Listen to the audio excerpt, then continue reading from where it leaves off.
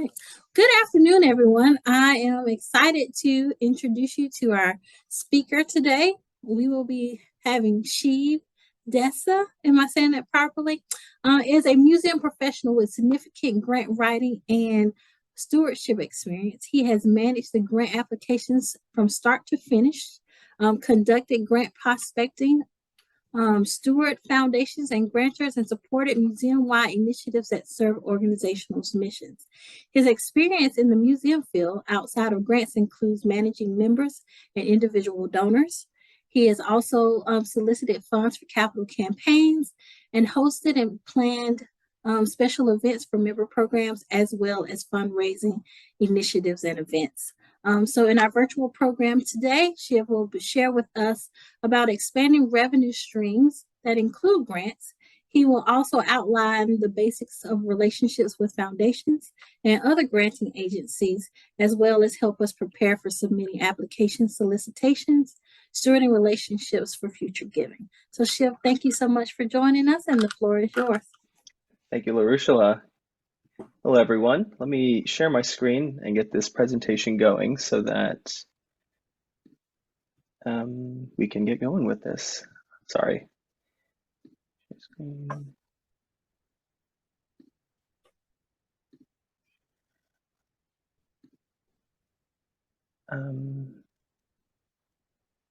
Sorry, I have a privacy setting that I need to approve, allowing the screen to be shared. Okay. There we go. Okay, it's on. All right.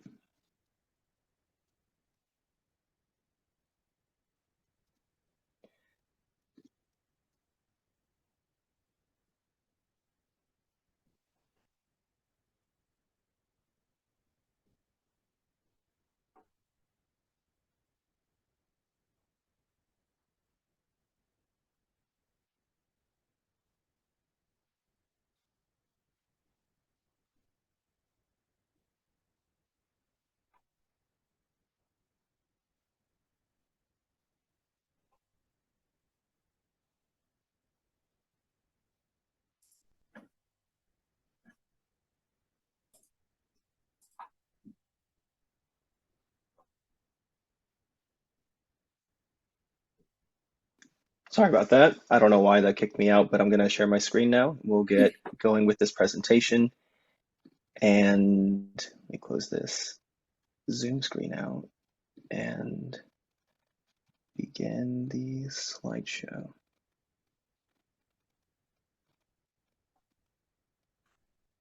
Okay, can you see it? Yes. Perfect. So round two, thank you everyone for being here, and thank you for joining me for this conversation, but it is a presentation about grant acquisition, why they're important for both arts organizations as well as nonprofits in general. As LaRushela said, my name is Shiv Desai. I go by Shiv. My name is Shivkumar. And a little bit about myself. I was born and raised in Birmingham, Alabama. I studied history and went on for a graduate degree in museum studies where I focused in fundraising and development. It was a generalist project-based curriculum, and so I have experience in education, interpretation, material culture, and things like that. But fundraising and development is what I've really been doing for the past 5 years. I have experience in a number of museums of different sizes and of different missions throughout the country, mostly on the East Coast. And a little less serious fun fact about me is that I love soccer. I'm a very competitive trivia partner, and I enjoy going to museums and experiencing arts and cultural heritage. And I do think that good food is a gateway into different cultures. And so I always look for what is a good food spot wherever I'm living and wherever I'm visiting. I know that's not very uncommon, but it's something that I do value and just wanted to share that.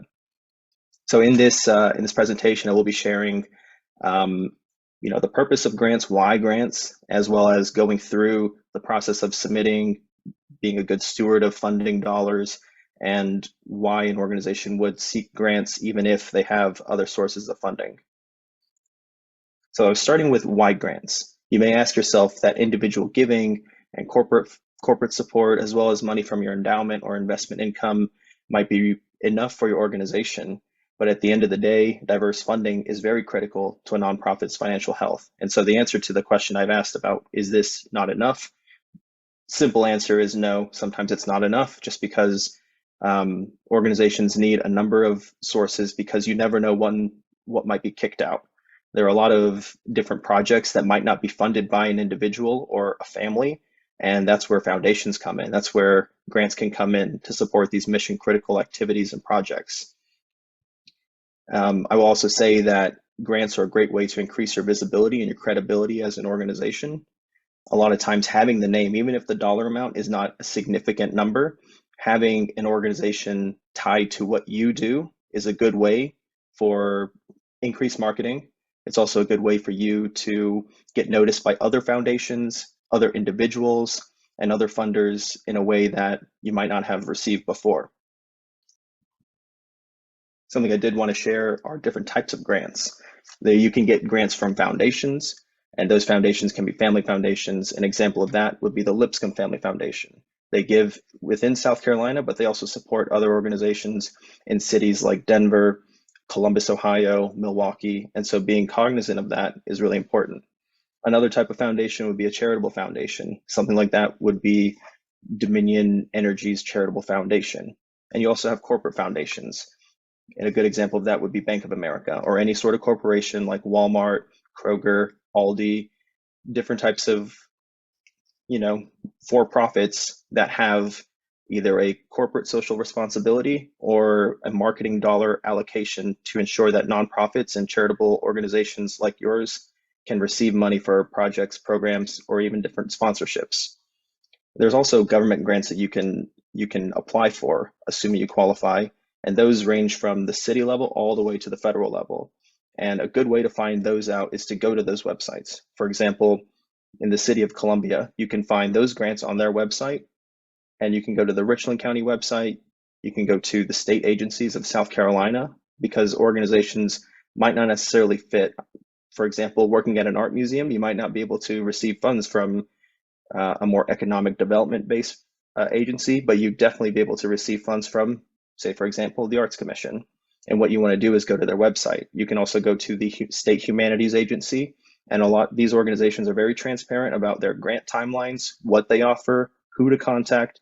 And so checking out their websites and even signing up for their email newsletters is a great way to understand what that timeline is, making sure that you haven't missed any deadlines, or if you've missed them, when to expect them. Typically, they go on an annual basis, but you always want to reach out if that's the case. And another type of grant you could get is from a community foundation. An example of that would be the Central Carolina Community Foundation, but there also is one for the coastal area of South Carolina. There's one for the upstate area.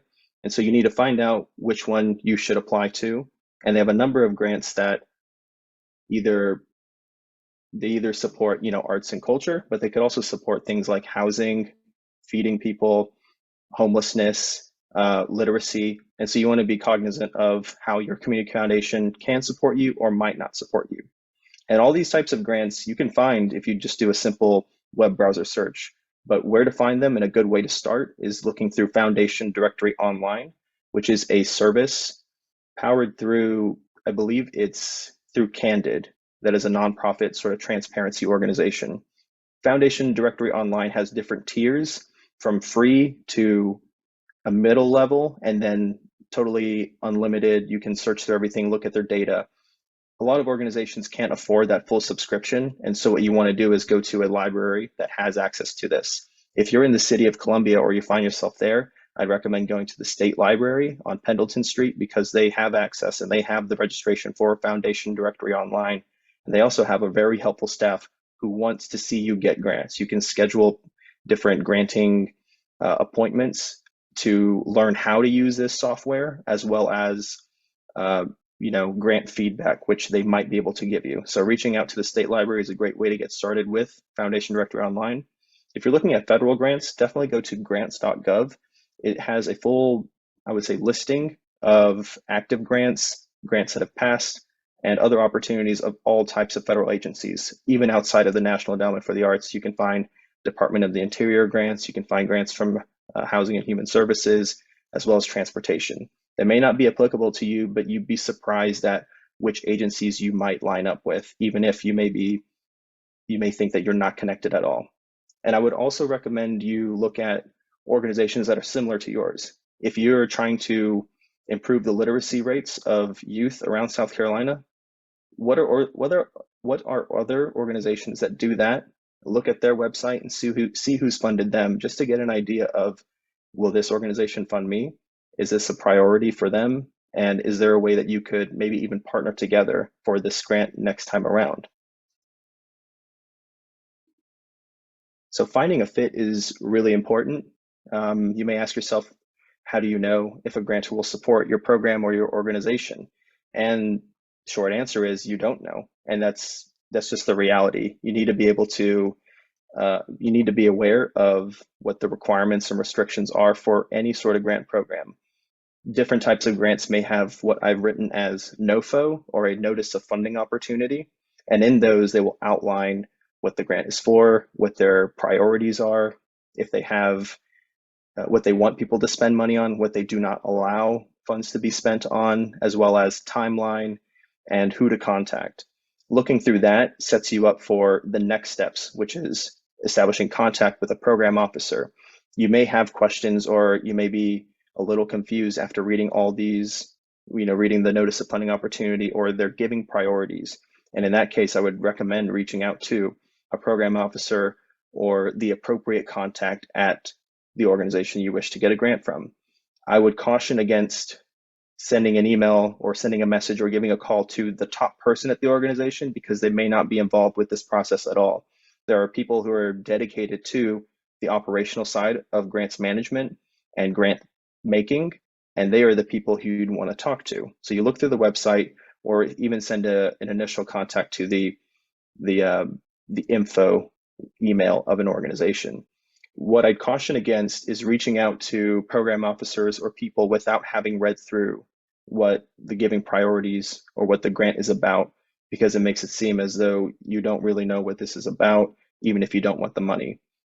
And you may have missed something or overlooked something in the restrictions, but you really want to make sure you've read it before you reach out, because you've done your homework and it looks like you really know what's going on before you reach out to them. I'd also encourage you look through previously funded projects. If you're looking for a specific grant, try to see what they funded in the past, in this most recent year, and see if you have a project that is similar to that. And that way you can move on to the application process. And that is part and parcel of that is creating a compelling narrative. And you really want to start from the bottom up. You want to ask yourself who, what, when, where, and why, as well as how. These are the pieces that help you understand what you need to include in a grant. For example, the who would be organizations, but also the personnel. It's not going to be the director of the organization doing the project. It will probably be a program coordinator or an engagement specialist. You want to know what the program is, when you'll take place, what is that timeline, where is it going to take place? Is it a local project? Are you traveling to a different county? Where is the impact going to be made? The why is your argument, and that's a really important piece, and you do not want to make that an abridged version. You really want to be clear why you need this money, what are you trying to do, and you need to tie those together. The how is the process, and that's also critically important, and you need to understand that from the beginning. The how is what you'll do to implement the project, and it also gets at the what and the why. You also want to give yourself a lot of time to write, edit, and rewrite. It's a very iterative process and a collaborative process. As a grants writer myself, there was not a time where I was writing at so many grants all by myself. You're working with people in education departments, you're working with people in finance, as well as your supervisors in the leadership level, to understand that this is the best application that you can make and that you can write. And when you establish a timeline, I recommend starting from the submission date backwards. That way, it's, say if the grant is due on November 1st, how far ahead do you need to start? Some factors that will determine that are how much money you're asking, how complicated and how complex the process is to submit a grant, as well as how many questions they have. Some organizations might have more resources to devote to grant writing, and I don't want to overlook the fact that a lot of organizations might not have a dedicated grant writer or somebody of that effect. And so what you want to do is give yourself enough time. If this is a small type of organization with 5 people, find out who is the primary lead, and find out who within that organization will be involved in this grant writing process and this grant submission process. Once that's established, you can set out the timeline. For me, sometimes it is 8 weeks, sometimes it's 12 weeks. 12 weeks may seem like a long time to be starting a grant, but if it's a federal application or maybe even a state agency application, those can take a long time, and you don't want to be caught behind the 8 ball, because while you're writing this grant, there are programs, projects, your regular operations will be continuing. So make sure you set up enough time, and you want to work with calendars and other people to make sure that they feel invested in this process, because you really want to make sure that everybody understands what your steps are, what your priorities are, and the same language. You want to make sure everybody's on the same page. One thing that is very critical to a narrative and a grant application are numbers and metrics. They demonstrate what you've done before, but it also shows what your plan is for the future. Sure, you may have done all these great things in the past, and you may speak about them in a qualitative way, but without the numbers to understand how many children are better able to read at a third grade level, and how many more do you plan to impact within this county or within the city or in your community. Without that, grant makers often have a hard time of understanding where that money is going to. Even if you do know that this is a very critical project for your community and your environment, you need to be able to demonstrate that through numbers. So I would say that you would already need to be doing the data collecting process by the time you start a grant application. A lot of times, like I said, you might not have a dedicated person for grant writing. You also might not have a dedicated evaluations department or a group of people who are looking at these numbers and doing an analysis on impact. And in that case, you will have people wearing multiple hats, and you do need to make sure that you have a place where you can find these numbers, you can reference them, update them, and make use of them. Because there's no point in collecting data that you're not going to use again. You need to make sure this is iterative and that it's a complex process to ensure that you're capturing your impact that you can share with your stakeholders. And as a nonprofit, being accountable is just best practices. One thing I will say on that last point is that it also demonstrates some transparency, which you definitely need to make sure that you have. A lot of foundations, if it's a new application, want to see that you are a trustworthy person or organization to receive money. And so using numbers shows where you're at and can also show where you want to go. In terms of best practices for submission, I would, like I said earlier, what I said earlier, you want to start and not leave out any integral personnel out of the process. People need to feel invested in the process, especially if it is going to be a large grant ask. One thing I will say is I've often been really excited to hear about a potential funding opportunity, or maybe we've been approved for a letter of inquiry or a process where we may not have had that before. We might not have had a grant, and it excites me. But when you talk to your programming staff or the people who are doing the projects, they might be thinking, that's cool and all, but all I want to hear is, will we get the money or not? And so you may have to hold that excitement. Don't take it personally.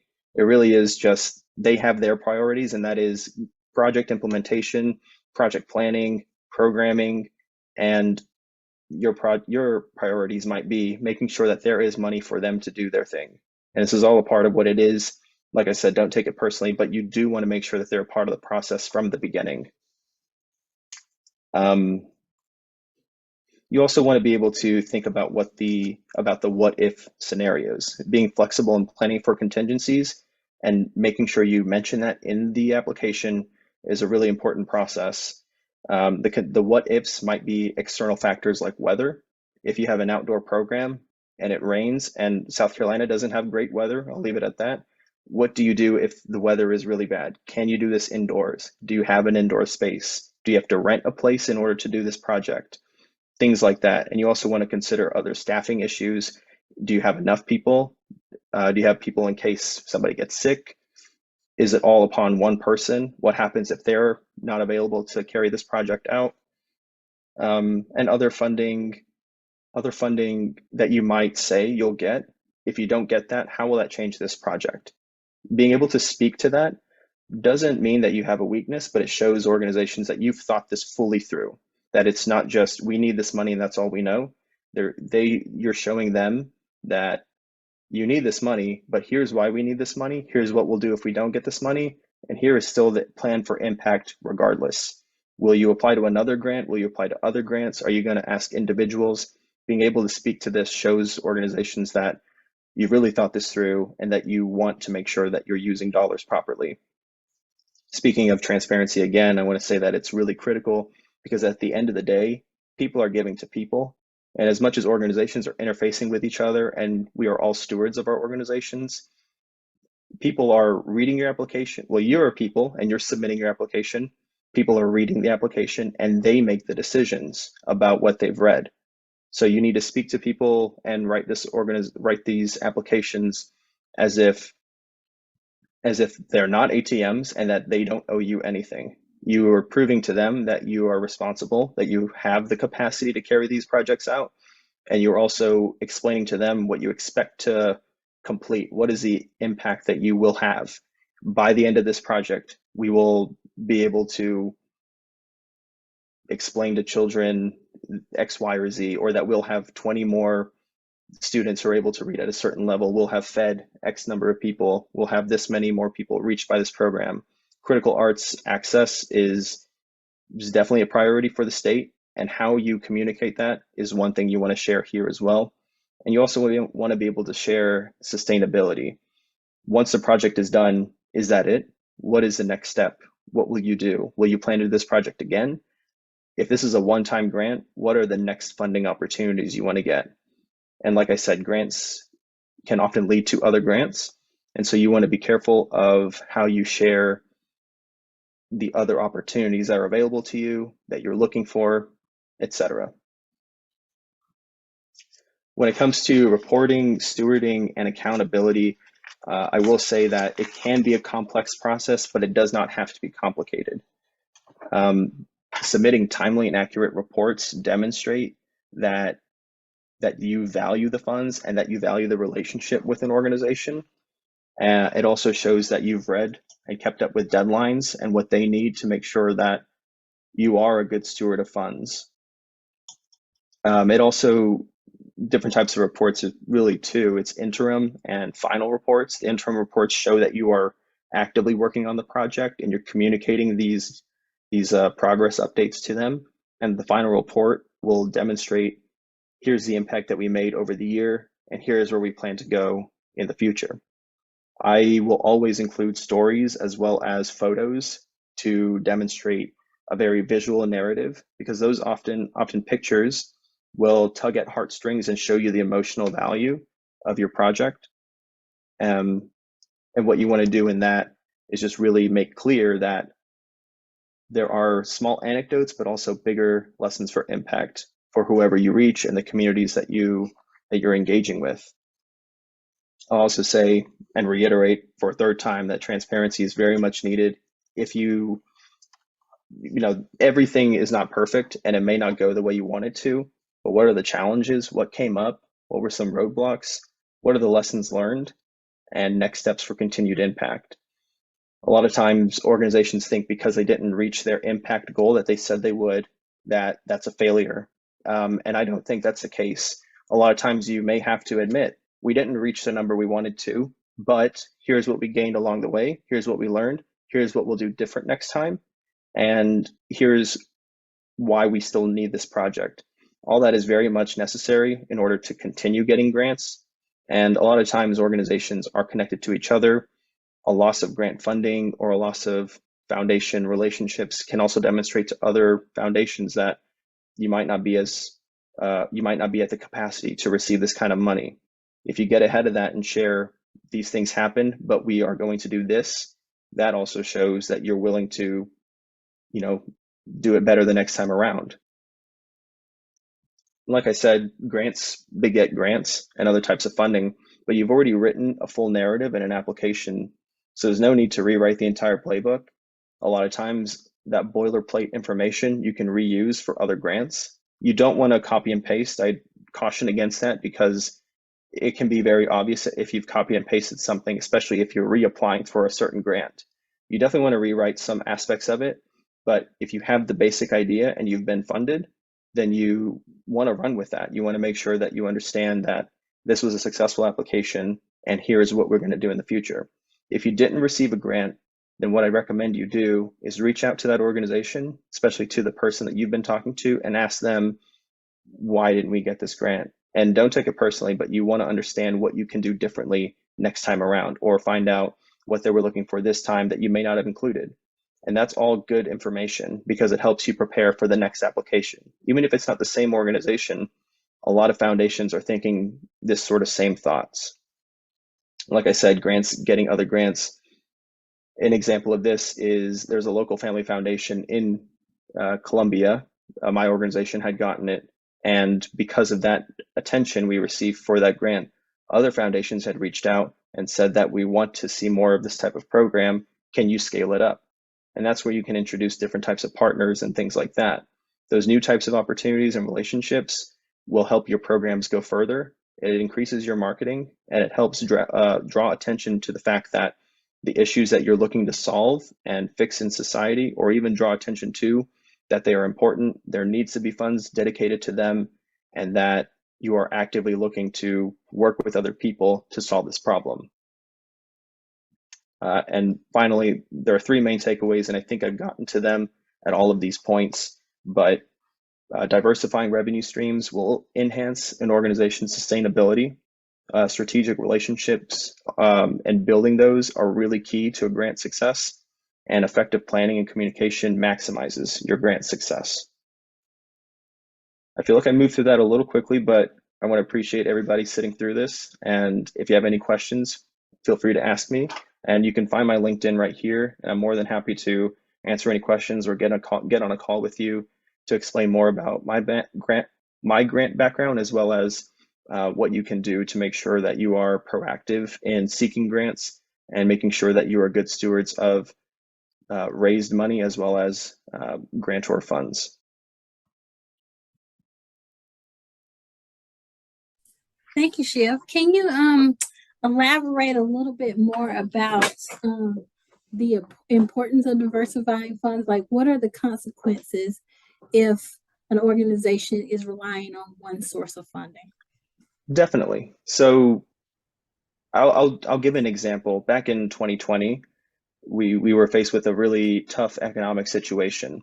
We found that everyday Americans who donated money to charitable organizations, museums, to arts organizations, they didn't have so much disposable income. If your organization was only asking for individual funds, even if they were very high net worth individuals, to all the way to the $10 donors, if you're focused on them only, when the pandemic came around and the economy was really going through it, you must have missed out on almost all of your revenue. If you had other corporate support, if you had foundation support, as well as individual support, and you were getting money from your endowment if you had one, and from investment income, then the impact of that economic downfall would have been a little less abrupt. You would have been able to continue some programming, maybe some operations. You may have to slow things down, but you wouldn't be in the position of needing to lay people off, cut out programs entirely, or anything like that. Another point I'll make is that having diverse streams of income also demonstrates that you know how to ask for money. I think that a lot of organizations think that because they can get a lot of small donors means that they have a very bottom-up approach, and that is a very good thing. But if you're not able to get money from foundations, corporations, and getting grants from federal sources, the government, things like that, then it may demonstrate that you're not at the capacity that you think you are. Having a fully diverse stream of revenue will show that you're ready for the next step, that you can scale up your operations, and that you're ready to introduce new and innovative programs. Also, it shows that you can set up partnerships and relationships, and that those can lead to new programs that can reach all areas of the state. All right, perfect. And another question is, can you explain some differences that are different if you're raising funds for your operating support versus if you're raising funds for capital campaigns? Sure, definitely. So it's a little, I would say it's easier to request funds for a specific project. For example, a capital campaign, it might be a specific program that you carry out. Um, General operating support, those funding opportunities do exist, but they're far and few between a lot of times. A lot of times foundations want to see you carrying out these mission critical and these high impact projects, including capital campaigns. You know what you see what you're going to get out of it, right? It's either going to be a new building, endowed positions, renovations, things of that nature, or a new build, like a new wing, a new section. You know, these sorts of enhancements are visible, and you know where your money is going to. You'll see renderings. The pitches are made with the intention of raising funds for a specific thing.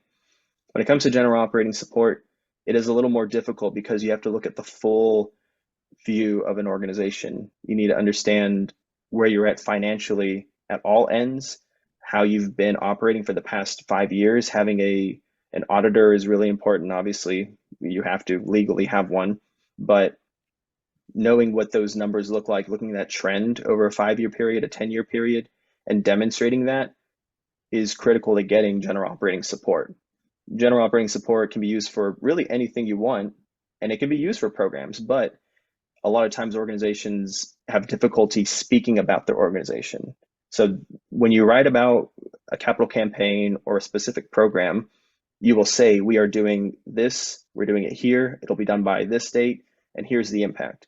When it comes to general operating support, you have to be able to say, here is everything our organization does. Here are all of our accomplishments. Here's what we mean to the community. Here's what we plan to do in the next few years. If you have an anniversary coming up, you want to mention we are working towards this anniversary. We are actively looking for new funds. You're currently soliciting. You have these projects going on. If you do exhibitions, you want to speak to those. You want to speak to historic ones, really big impact ones, as well as ones coming up and how they are relevant to your community stakeholders as well as your stakeholders that donate money. All right, perfect. I don't see any other questions in the chat, so thank you so much for your time. And thank you for everyone who has participated. We will have our next session on December the 14th, I believe. So I look forward to you signing up then. And Shiv, thank you so much for your time and your expertise. Thank you, Larissa. Appreciate it. Have a great evening. You as well. All right, perfect. You think that went well? It did. Okay. And I will